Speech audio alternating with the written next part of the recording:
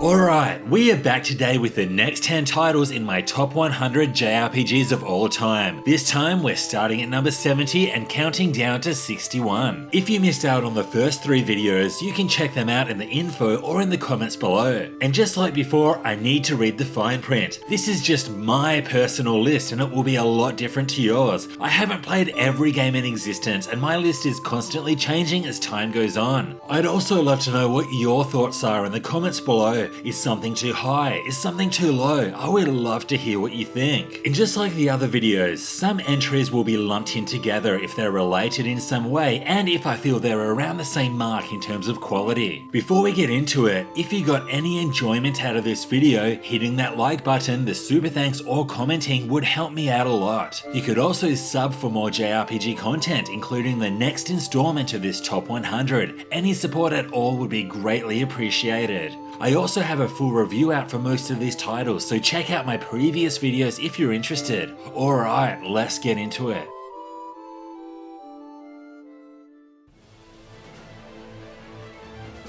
Tales of Grace's F was one of the first Tales games I played, and all these years later, it still remains one of my favourites. Just for a bit of context, Tales of Grace's was first released as a Japanese Wii exclusive and then ported to the PS3 under the title of Tales of Grace's F a couple of years later. But most recently, there is a full remaster for modern consoles set for a 2025 release which contains quality of life updates, all DLC, and new scenes previously unavailable outside of Japan. I cannot wait to experience the game all over again. The story of Grace's F begins in the past when the main characters are children.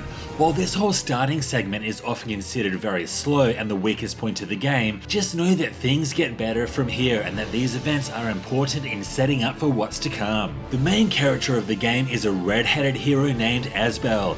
Just as he's about to accomplish his dream of becoming a knight, his father's death forces him back to his hometown. Here, he gets caught up in the middle of a war, one which forces him to fight against King Richard, who was a friend back when they were children. I think my favourite thing about Grace's F is the combat, which is relatively easy to pick up but requires some extra skill if you want to challenge the harder difficulties. This action-based combat allows you to control one character at a time and run around the battlefield attacking and casting arts. The catch is, when you attack or run freely, you'll consume CC, and once this reaches 0, you have to wait a short time for it to recharge. This, of course, prevents button mashing and requires you to carefully plan your attacks. This system works surprisingly well, and my skills were truly challenged by several of the boss fights through the game. Then there's Titles, which is an excellent, highly rewarding RPG upgrade mechanic, a decent item combination system with a good balance of complexity, possibilities and reward, some solid exploration that encourages you to return to previous areas, and hundreds of typical Tales skits to teach you more about the world and your party members. Grace's F may not be the best Tales game in the series, but it is a damn good time and definitely one worth checking out.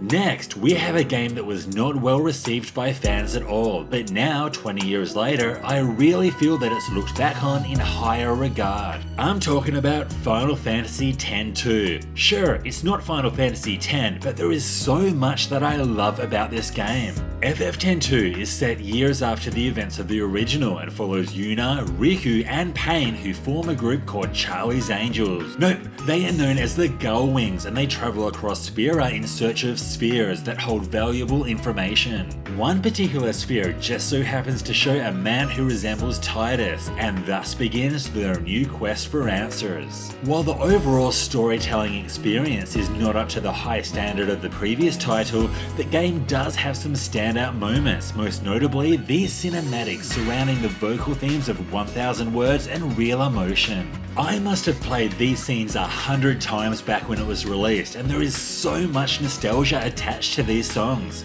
Then there's a new direction that they took with Yuna. Summoner turned badass with pistols. I loved it so much. The true highlight of the game, however, is the incredible combat system, which is still one of my favorites. This time there is a shift from turn-based to an ATB system with the ability to interrupt enemies when they're preparing to attack.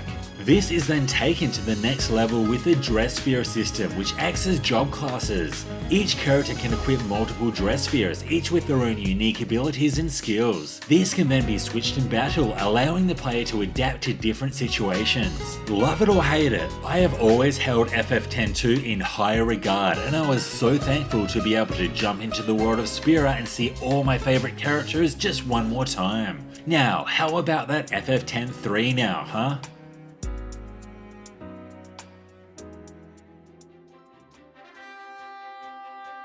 Here's another FF for you. Final Fantasy V, also known as a Final Fantasy that gets no love. And why is that? Probably because it wasn't released in the US until 1999. This is a shame because this game is awesome and if you ask me, horribly underrated. Like all the other early FF games, FF5 also has a load of different versions, with the Pixel Remaster version being the latest. The game begins with King Tycoon investigating the Wind Shrine after the wind stops blowing.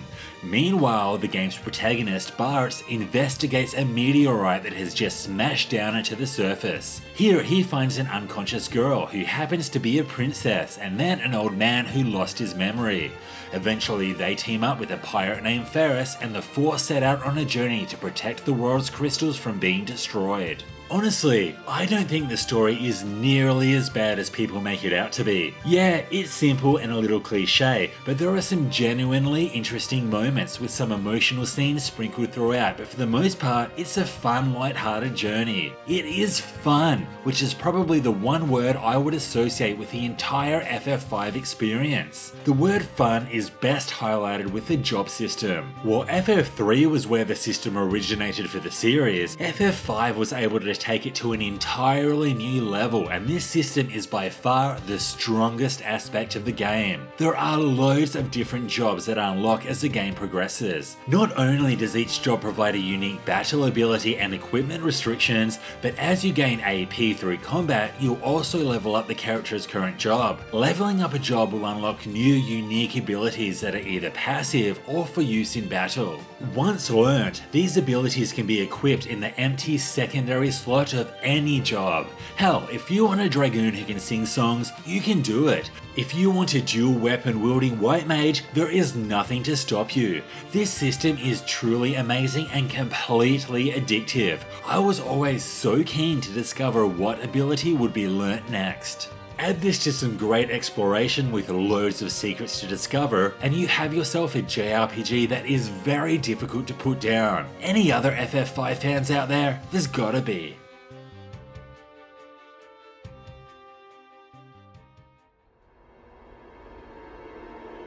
Next up, we have one of the most highly regarded games of all time. I know many of you will be screaming at your screens, wondering why it's not in the top 10. It's just, I felt, that there are 66 better games out there. To start things off, one of my favourite things about Vagrant Story is its visual style. The game was released in 2000, which is relatively late in the PlayStation's lifespan, and the graphics here are truly impressive. This is particularly evident in the cutscenes, which feature fluid camera movements and angles and great character animations. It really feels like you're watching a movie. Add this to the dark gothic visual style and atmospheric music and you have yourself one hell of an artistic experience. Now, Vagrant Story begins with the main character Ashley infiltrating the Duke's mansion to pursue a cult leader named Sydney and uncover his plans. While doing this, Ashley is drawn into a much deeper mystery involving ancient powers and his own past. This story is complex, full of twists and turns, plenty of mystery, and a load of thought-provoking, mature themes. This story is the prime reason why people hold this game so highly. But this complexity can also be seen in the combat, which blends real-time action with strategic elements. There is so much to get your head around here, including a detailed crafting system. Now, I will admit that I did spend a bit of time wondering why I was doing next to no damage in battle, but once I took the time to learn the ins and outs of combat and the crafting mechanics, I grew to really appreciate what Vagrant Story set out to do. Long story short,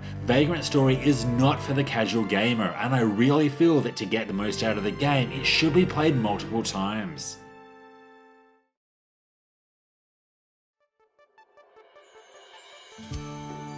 I am including Lunar Silver Star Story and Lunar 2 Eternal Blue as the same entry because I love them both nearly equally, and I feel that they both create a similar classic feel-good adventure. With that said, I do think that Eternal Blue was a better out of the two, but it's not a competition, right? If there are two words that I could use to sum up these two classic JRPGs, it would be charming and timeless. Both of these classics are the epitome of feel-good JRPG adventures. The first in the series, Silver Star Story, focuses around Alex, a young boy from a small village who hopes to one day be like his hero, the legendary Dragon Master Dyne. After travelling to a nearby cave with his childhood friends Luna and Ramus and his flying white cat, the group comes across the dragon Quark, who beckons Alex to travel the world to become the new Dragon Master. Lunar 2 Eternal Blue begins with Hero and his flying pink cat companion Ruby, discovering an ancient tower and meeting Lucia, a mysterious girl from the Blue Star. She has come to the world to stop the return of an evil being known as Zophar, and this is the start of one hell of an awesome journey. One of the things that I love most about these games is the relationships that each of the characters have with one another. There is plenty of love, a little bit of distrust, and an absolute smorgasbord of playful teasing, such as Nal, who is constantly burning Ramus with hilarious and probably quite inappropriate comments. The combat mechanics for both of these games are very similar. Both feature a simple turn-based combat system with basic attacks, magic, and unique character abilities. The rest of the gameplay feels exactly what you'd expect from a game of the era, but few other games are able to present a journey so charming with such a great cast of characters. I know there are many people out there who haven't played these games yet, which is why the upcoming remasters are a must-play if anything here interests you.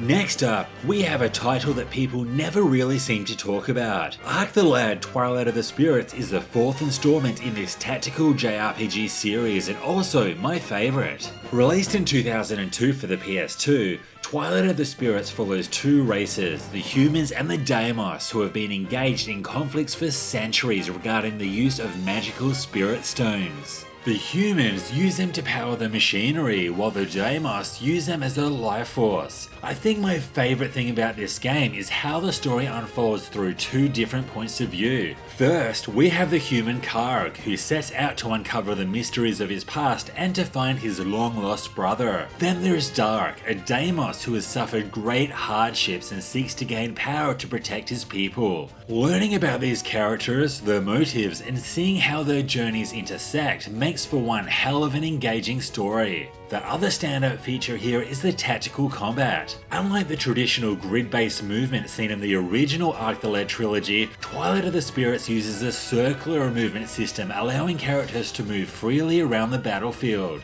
You can eventually bring up to 6 different characters into each battle, and effectively moving them around to take advantage of the unique abilities and attack ranges is a key consideration of this tactical combat. Unfortunately, aside from a release on the PS4 PlayStation Store, Twilight of the Spirits is still stuck on the PS2. I would love this game to get a remaster so more people could enjoy it. Actually, any sort of series revival that isn't a mobile gacha game would be really nice.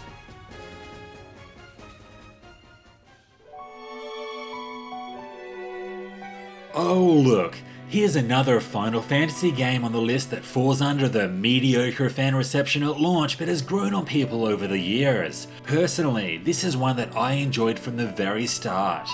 This entry features the entire FF13 trilogy, which consists of the original game, FF13-2, and Lightning Returns. Let's start at the start. FF13 follows Lightning and her companions as they are branded as l'Cie. l'Cie are basically individuals chosen by powerful godlike beings called Fal'Cie to carry out specific missions known as Focus. Failing to complete these missions will turn l'Cie into monsters, so they kinda need to do as they're told. I thought the setting and this story was really awesome, and this was driven by a great cast of characters, especially Sars, who has some really memorable moments. This sets a great foundation for its sequel, which takes place 3 years after, with the main character being Lightning's sister Sarah. Here, the focus is on time travel and changing the future. Other important characters from the previous game also play a role in the story, and seeing what became of them all was really interesting. This trilogy then concludes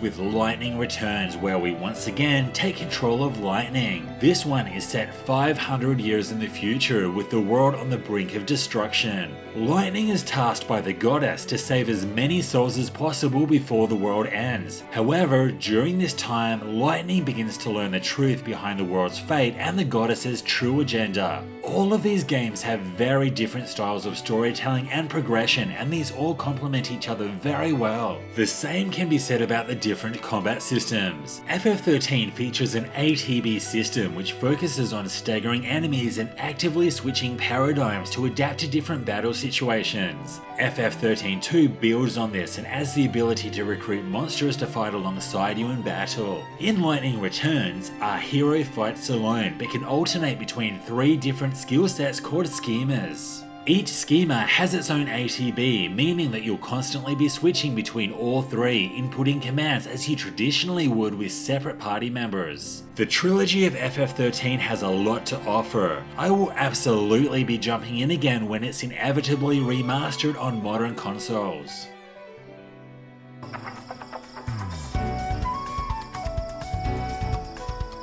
Eiyuden Chronicle 100 Heroes. This one means a lot to me, as it's a spiritual successor to the Suikoden series, which is probably the series that influenced me the most growing up. Eiyuden Chronicle is designed to recapture the love that we all had for the Suikoden series, and this is mainly done through reusing and building on all of the mechanics that made the series so special. The game is set in the region of All-Around, with a story that revolves around rune lenses, which are magical objects that provide various benefits for its users.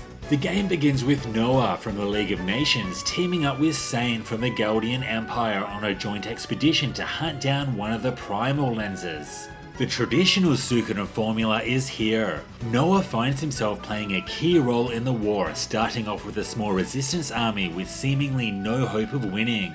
Then he gains a HQ, gains allies, and expands his army into one capable of taking on the mighty Empire. Eiyuden Chronicle 100 Heroes is called 100 Heroes for a reason. You can recruit over 100 characters to fight for your cause. Finding them, recruiting them, then seeing what they add to your massive headquarters was a lot of fun. There are some really quirky characters to recruit too, like Francesca, who seems like a shy, timid young lady until someone pisses her off. Her lines in battle are just hilarious.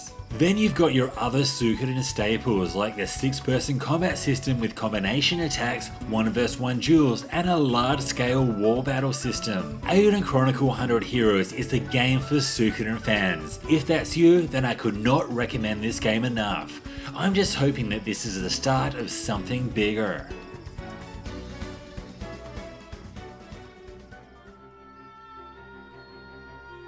If you ask me, Kingdom Hearts has gone down in history as the most significant, surprising franchise crossover in the history of video games. It's like one of those where were you moments. Where were you when you first heard about our favourite JRPG developer forming an unlikely partnership with the guys who made our early childhood so special? One thing's for sure, any skepticism that I had about this odd collaboration between Squaresoft and Disney was washed away within the first couple hours of gameplay. At that point, I just knew that Kingdom Hearts was going to be something special. The game begins on the Destiny Islands, where childhood friends Sora, Riku and Kairi are making the most of their simple lives but dreaming much bigger. They want to leave the island and explore new worlds. The trio finally get this chance when a bunch of mysterious dark creatures attack the island, dispersing the characters all over the place. From here, we follow Sora's quest to travel the worlds, rescue his friends, and to defeat the darkness. The worlds that he visits, of course, are those from our favourite childhood movies such as Hercules, Tarzan and Beauty and the Beast. I was a Disney kid, and experiencing these worlds once again in Kingdom Hearts was something just so incredible. Then there's the fact that the game is also filled with my favourite Final Fantasy characters, which was my current obsession at the time. Seeing characters like Cloud, Squall, Aeris and Sephiroth was just the icing on the cake. When it comes to the combat, Kingdom Hearts takes a step away from the turn-based system most Square fans had grown used to. The player controls Sora, who can run around the battlefield attacking with his Keyblade and casting the occasional spell. He can also summon other Disney characters to fight alongside him, which was a really nice touch. Sora's two other party members, who are usually Donald and Goofy, act based on some pretty simple AI patterns. There's just something so nostalgic about hearing Donald and Goofy's voice lines while in battle. This was Kingdom Hearts when it was simple. This was Kingdom Hearts before you had to play a dozen other games to have any idea what the hell was going on. And this was Kingdom Hearts nearly at its best.